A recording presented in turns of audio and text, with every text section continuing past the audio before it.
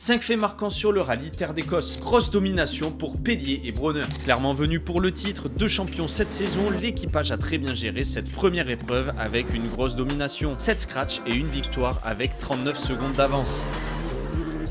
Gascou à son meilleur niveau. Emmanuel Gascou et Gilles de Turckheim ont été très convaincants ce week-end en étant au coude à coude avec Pélier en début de rallye. Malgré ces 2 scratchs, il n'a pas su tenir le rythme et doit s'incliner. Il ramène tout de même une superbe deuxième place.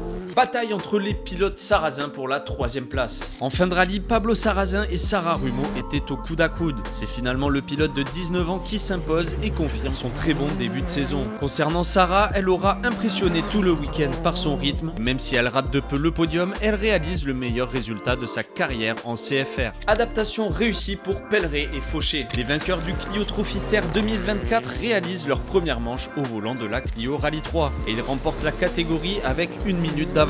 Un très bon rythme affiché qui présage du bon pour les futures échéances en WRC.